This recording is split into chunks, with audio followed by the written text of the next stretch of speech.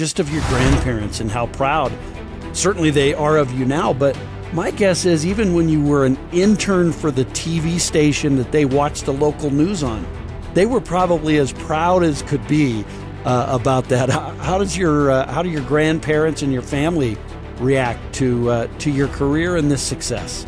I know that they're looking down and still feeling very proud of their grandkiddos for what they have done. But my parents are here. They're working class parents who live here in Wichita, Kansas. I mentioned that my dad is a Chinese kitchen cook and my mom is a hairstylist.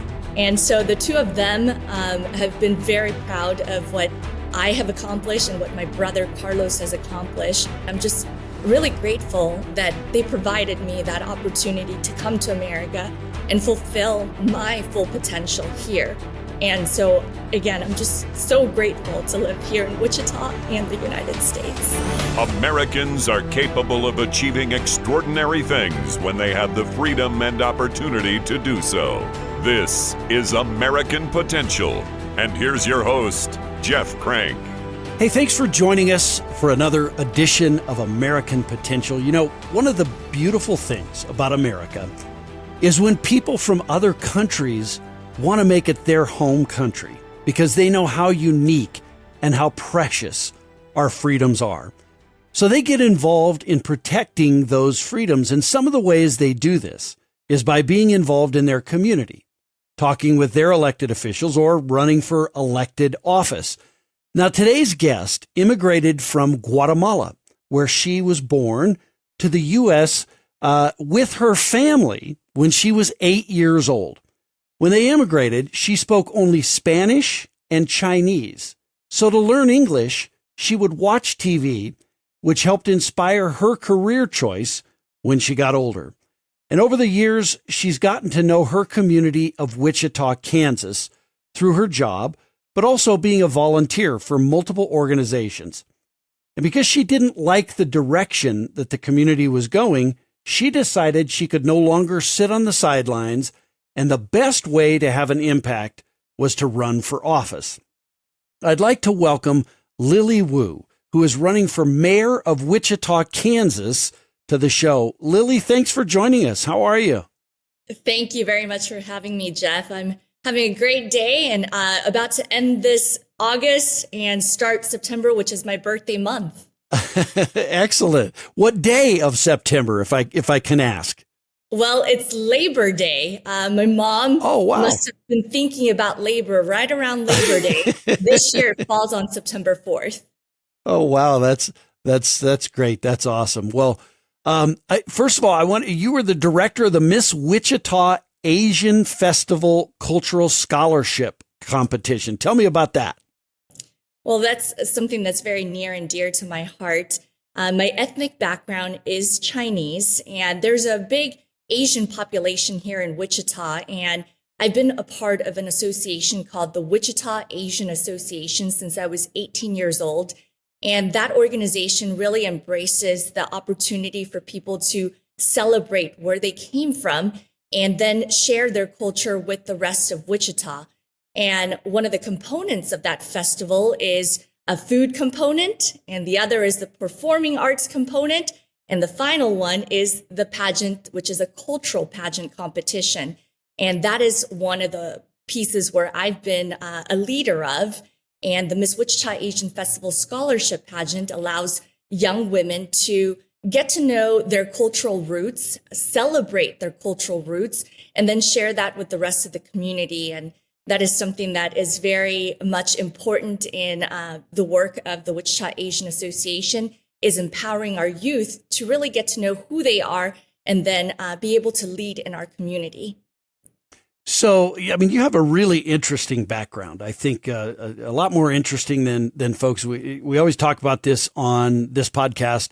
I love folks who immigrate to the United States because they bring, it kind of renews our bloodlines a bit, right? It makes us remember. A lot of people who are born in America forget how special America really is. And immigrants help remind us how special America really is. In fact, I had somebody the other day say to me, I don't know if America's really a great country anymore. And I said, well, tell that to the millions of people trying to get here, because that should answer your question. How did your parents end up in Guatemala, and what was it like growing up in Guatemala? Absolutely. Let me first start off by saying every single day that I wake up, I am simply grateful to live in the United States of America, because this was a dream that my parents had nearly 40 years ago. In 1983, when they were in mainland China, they wanted to come to America, and that was the dream they had one day. I wasn't even conceived at that time, but they knew that that would be a country where they could provide better opportunities for their children. And so my parents decided to leave China, and they went to Guatemala. That's where I was born, in Antigua, Guatemala, along with my younger brother, Carlos. And the two of us were raised in Guatemala while my parents were in their minds one day hoping to come to America. So they began their legal immigration process, which is a very lengthy process from the time that they conceived the idea in 1983 to finally coming to America in 1993. That is a decade long. But I was really grateful because my grandfather lived here in Wichita, Kansas, and he was our sponsor to come to America. So that process, again, lengthy, lots of sacrifices made by my family and my parents especially. And so I'm just obviously very, very grateful that they made that sacrifice of leaving everything they knew in the country of China, their family, everything about their culture and their language. They left that and they went to another country, Guatemala, and they set up a life there. They created a small business there. They had my brother and I there. And then they left that once again so that they could give their kids that opportunity here in America. So I'm simply grateful that I'm able to now call myself an American citizen, and very proud one at that. That's always makes me smile when I hear someone, particularly someone who immigrated to the United States, talk about how proud they are to call themselves an American. That's great. And, I'm fascinated by the fact that you spoke Spanish and Chinese. I'm barely proficient in English. So to meet someone who growing up as a child, I mean, that first of all, Chinese is not a very easy language in my view to master. And then you had to learn English. Tell me about that whole journey.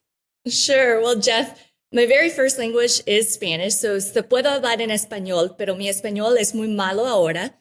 Puedo entender más de que puedo hablar. So I was born in Guatemala in 1984.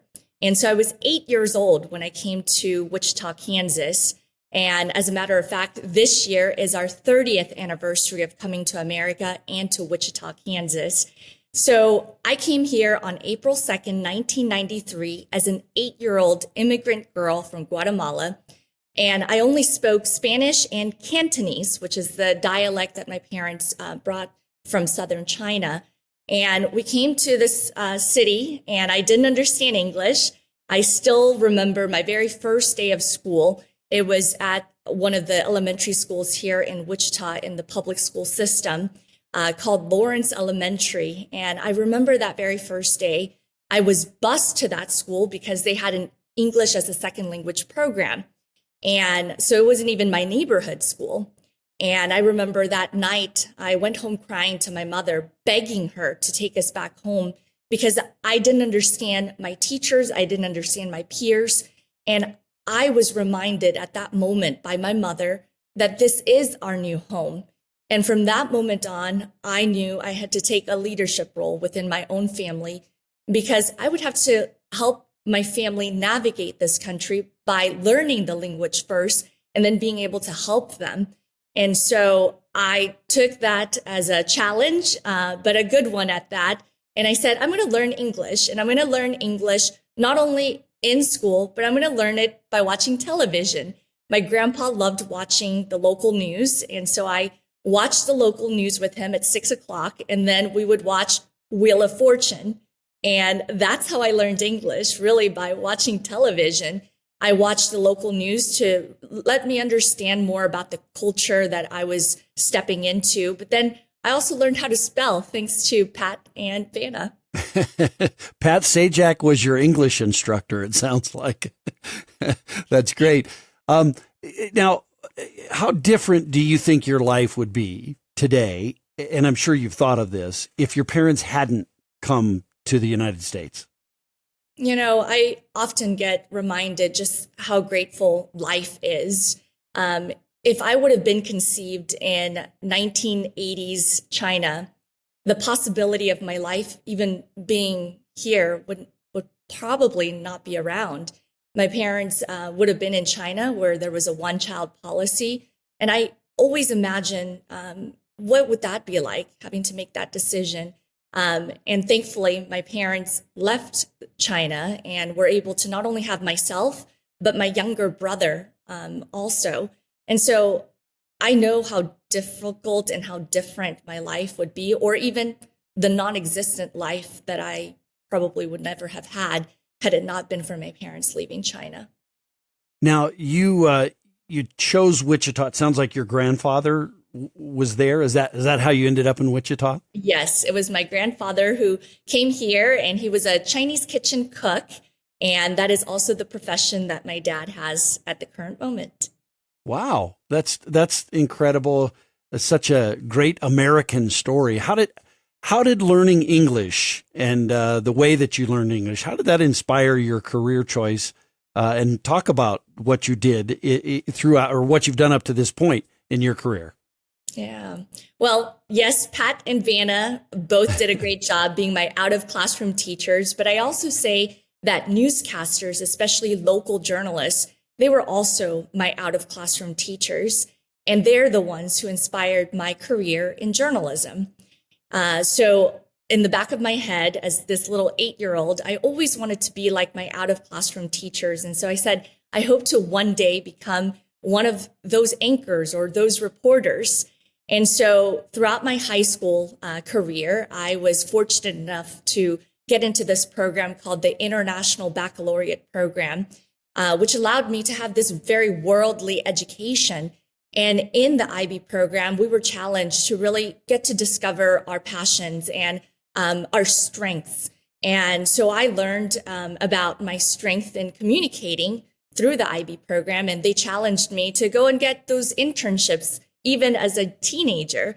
And so I actually had the opportunity to intern at the TV station that my grandparents would watch the news from. And I interned as a teenager and was also part of the school newspaper in high school. And then eventually in the collegiate level, I was, again, still involved in the community, but knew that I wanted to major in something with communication. And so I graduated from Wichita State University with 2 degrees in 4 years, thanks to a scholarship that provided a full ride called the Gore Scholarship. So I graduated with an integrated marketing communication degree and an international business degree. And following my passions for both communications and business and being involved with business organizations, I learned about Rotary. And through Rotary, I was able to compete for the Rotary Ambassadorial Scholarship, which allowed me the opportunity to get my master's degree from the University of Hong Kong. So I pursued my master's in journalism and also served as an ambassador for the city of Wichita in my early 20s. And when I came back, I was able to do presentations in our community. And one of the mentors that I met was a legend in TV news, especially here locally. And Larry opened the door for me to get into cake news. And that was in 2010.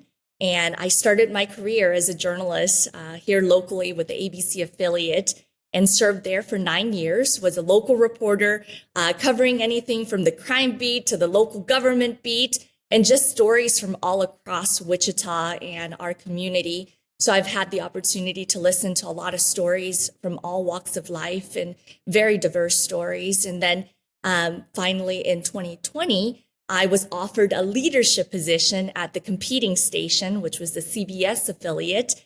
And I took that opportunity and became the 4 o'clock anchor, as well as a multimedia journalist, which that's a long word, basically means that I was not only the reporter, but I was also the videographer and the editor of those stories. And so for the past 3 years, I've served KWCH as both an anchor and a multimedia journalist, and really got to fulfill my dream from that 8-year-old girl to now a 38-year-old woman, fulfilling that dream of one day becoming those out of classroom teachers that inspired her career. That's what an incredible story. I was thinking as you were telling this, I was thinking just of your grandparents and how proud certainly they are of you now. But my guess is even when you were an intern for the TV station that they watched the local news on, they were probably as proud as could be about that. How do your grandparents and your family react to your career and this success? Absolutely. My yeye, which would be my grandpa, my yeye has since passed away, and so have my maternal grandparents. So I know that they're looking down and still feeling very proud of their grandkiddos for what they have done. But my parents are here. They're working class parents who live here in Wichita, Kansas. I mentioned that my dad is a Chinese kitchen cook and my mom is a hairstylist. And so the two of them have been very proud of what I have accomplished and what my brother Carlos has accomplished. But I can tell you that my mom was my biggest fan on TV. She would watch religiously whichever newscast I was on, she would be watching faithfully. And she even told me anytime that the 4 o'clock news would roll around, she would tell me if there was a technical difficulty, because she would say, hey, I can't watch it on my cell phone. So I know that my mom and my dad are both very proud. And I'm just really grateful that they provided me that opportunity to come to America and fulfill my full potential here. And so again, I'm just so grateful to live here in Wichita and the United States. Yeah, boy, you can hear it in your voice, and that's such a wonderful sound. As I look back, I spent 14 years on the radio, and I'm just going to ask this kind of inside baseball question. I look back on my very first times I did talk radio, and I just ask myself, why did they ever invite me back? Have you ever looked back at like your very first ones and thought, what was I thinking? Oh, yes. I was such a green reporter. So first and foremost, I just want to thank Wichitans for putting up with me and watching me grow. My name is Lily, so it's obviously a flower. And I feel like the community has seen my growth and helped me blossom into the woman that I am today. And so I thank them for being patient with me back when I was a rookie reporter and probably sounded terrible on TV, to now the 38-year-old woman that has been able to really understand what the craft of journalism is. And that is, especially in local news, it's telling those local stories and sharing people's stories, because we are individuals and we all have specific paths that we take. And so I'm always hoping that as a reporter, we're able to share people's stories and help people really hone in on what it is that their main message is. And so I'm really grateful that people have followed my career, let me tell their stories, and allowed me to grow as their local reporter. Well, and being a reporter, you kind of got to obviously know the community well, and you saw maybe the community changing a bit. And I'd love to see what some of those changes that you saw occurring and maybe what caused you to step up even further, and run for office. Yeah, this community is a really great community. I don't know if you've ever been to Wichita, but we don't have mountains and we don't have oceans, but what we have are really amazing people. And I always tell people that if you're really invested in Wichita, Wichita will return that investment to you, because Wichita wants to see you grow and help you. And I think it's the individuals. I mentioned earlier a mentor by the name of Larry, but I failed to mention another mentor that I really care deeply about, and that is Stephanie. And so Stephanie was my school psychologist back in middle school. She tested me for the gifted program, and she's the one that really opened the doors to opportunities for me that I didn't even realize were in our community. So I always say that it's people who help us see that instead of a challenge, it's really an opportunity. And so the people here of Wichita really want to help one another. And that is who we are as a people of Wichita. We're an entrepreneurial city. We're a welcoming and loving community. And that had been kind of missing over the last few years. And it was not really being told, the Wichita story being told the right way. And Wichita story really is about its people. And, we obviously are a big metropolitan city. We're not like the big cities of New York or DC or LA, but Wichita is the biggest city in Kansas, and we're a very diverse community. And there are lots of opportunities here in Wichita, and I want more people to know about those opportunities. And so I always say that this is a great opportunity to be the ambassador for Wichita, sharing what is good about our community and help people connect the dots to all the opportunities that are around. I am certainly grateful to the people who showed me opportunities, and I'm grateful for all the opportunities that are available for more people in our community. So being the connector is who I am. So you, for many years, asked the questions of elected officials and others. What's it like going from asking the questions to now being asked the questions? That's a different role, isn't it? It is certainly a different role. I never imagined myself in this role necessarily, but I have served in this capacity as an ambassador back in my early 20s as a Rotary Ambassadorial Scholar. So I did get to share my story abroad. I didn't tell you this, but when I was in Hong Kong, I actually spoke at every Rotary Club in Hong Kong, both in English and in Cantonese, because that's the dialect that I learned from my parents. And I'm the only Rotary scholar that was able to do that because of those two unique language opportunities. And in Hong Kong, Cantonese and English are readily spoken everywhere. And so that really showed me that the stories of Wichita and the story of individuals are important. That's how we connect the dots to everything around us. And so it is a different seat that I'm in now, answering the questions rather than asking the questions. But I also feel like that is also the opportunity for me to say, you can also be in that same seat I'm in right now. You should be able to share your story. And the more that we share our stories, I think we learn to realize that there are more commonalities between us than differences. Now, you're very engaged civically in Wichita. Why is that so important? And why is it important for people to engage in their communities as well? The IB program and also Rotary both have instilled in me this sense of service. Rotary's motto is service above self. And in the IB program, to be a worldly individual, you're supposed to not only be a thoughtful and critical thinker, but you're also supposed to be part of a community. And it was in those early teenage days that I started my civic engagement, really being a volunteer in this community. I learned at a very young age that although I really respect healthcare professions, I'm too queasy and cannot be a doctor. But those are things that you learn through volunteering and through learning in internships.